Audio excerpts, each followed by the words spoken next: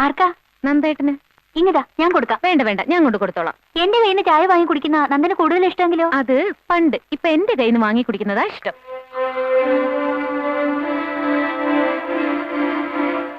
ഈ ഒരു വീഡിയോയിൽ നമ്മൾ കണ്ട ഇമോഷൻ്റെ പേരാണ് അസൂയ അല്ലെങ്കിൽ ജലസി എന്നൊക്കെ നമ്മൾ പറയുന്നത്. അപ്പോൾ ഈ ഒരു ഇമോഷൻ ചെറിയ കുട്ടികൾ മുതൽ വലിയ ആൾക്കാർ വരെ ആർക്ക് വേണമെങ്കിലും ഇത് ഫീൽ ചെയ്യാം.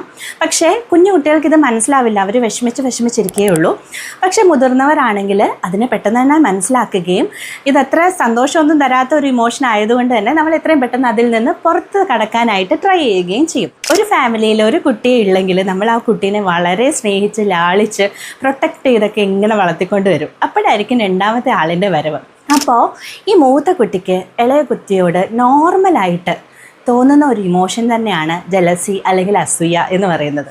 അതിൽ നിന്ന് കുഞ്ഞിനെ പുറത്ത് കൊണ്ടുവരാനായിട്ട് നമ്മൾ കുഞ്ഞിനെ സപ്പോർട്ട് ചെയ്യണം. കാരണം അവരുടെ ഏറ്റവും ബുദ്ധിമുട്ടുള്ള അല്ലെങ്കിൽ അവർ ഏറ്റവും കൂടുതൽ ക്രൈസിസ് ഫേസ് ചെയ്യാൻ പോകുന്ന ഒരു സമയം കൂടിയാണ് ഇത്. ആദ്യം തന്നെ നമ്മുടെ ഫാമിലിയിലേക്ക് പുതിയൊരു അതിഥി വരാൻ പോകുന്ന കാര്യവും അപ്പോൾ ഉണ്ടാകുന്ന ചേഞ്ചുകളെക്കുറിച്ചൊക്കെ നമ്മുടെ മൂത്ത കുട്ടിക്ക് പറഞ്ഞു കൊടുക്കുക എന്നുള്ളതാണ്. മറ്റൊരു കാര്യം, നമ്മൾ ചെറിയ ചെറിയ പ്രിപ്പറേഷൻസ് ഒക്കെ ചെയ്യുക അല്ലേ കുഞ്ഞാവനെ വരവേൽക്കാനായിട്ട്. ആ ഒരു ചെറിയ പ്രിപ്പറേഷനിൽ ചിലപ്പോൾ നമ്മൾ ഡ്രസ്സ് വാങ്ങിക്കുന്നുണ്ടാവും, അല്ലെങ്കിൽ ടോയ്സ് ഒക്കെ വാങ്ങിക്കുന്നുണ്ടാവും. അങ്ങനെ എന്താണോ നമ്മൾ ചെയ്യുന്നത് അതിനകത്ത് ഈ ഒരു കുഞ്ഞിനെ കൂടെ, അതായത് നമ്മുടെ മൂത്ത കുട്ടീനെ കൂടെ ഇൻവോൾവ് ചെയ്യാനായിട്ട് നമ്മൾ ശ്രദ്ധിക്കണം. അവരുടെ ചോയ്സിനൊക്കെ പ്രാധാന്യം കൊടുക്കാനായിട്ടും ശ്രദ്ധിക്കണം. മൂത്ത ആൾക്ക് ഡെയിലി ചെയ്തു വരുന്ന കുറച്ച് ഇൻട്രസ്റ്റ് ഉള്ള കാര്യങ്ങൾ ഉണ്ടാവുമല്ലോ, ആ ഒരു കാര്യങ്ങളൊന്നും മുടങ്ങാതിരിക്കാനും അതുപോലെ തന്നെ മൂത്ത ആളുടെ കൂടെ നമ്മൾ അത്യാവശ്യം നല്ലതുപോലെയുള്ളൊരു ക്വാണ്ടിറ്റി ടൈം സ്പെൻഡ് ചെയ്യുന്നു എന്നുള്ള കാര്യം ഉറപ്പുവരുത്താനും ശ്രദ്ധിക്കാം.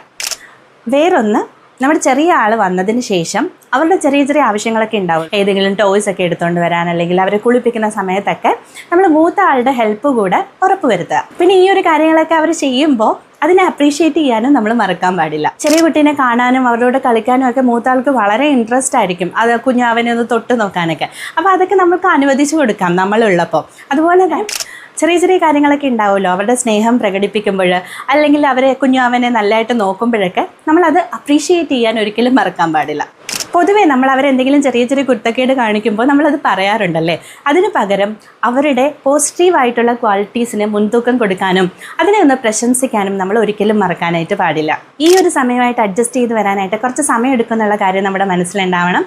അതുകൊണ്ട് തന്നെ വളരെ ക്ഷമാപൂർവ്വം വേണം നമ്മളവരെ അപ്രോച്ച് ചെയ്യാനായിട്ട്. അവരുടെ ഫീലിങ്സിനൊക്കെ നമുക്ക് അംഗീകരിച്ചു കൊടുക്കാനും അതിനെ തരണം ചെയ്ത്, അവർക്ക് ചിലപ്പം വിഷമം ഉണ്ടാവും, ദേഷ്യമൊക്കെ വരുന്നുണ്ടാവും, അതിനെ തരണം ചെയ്ത് മുന്നോട്ട് പോകാനായിട്ട് നമ്മൾ അവരെ ഹെൽപ്പ് ചെയ്യുകയും വേണം.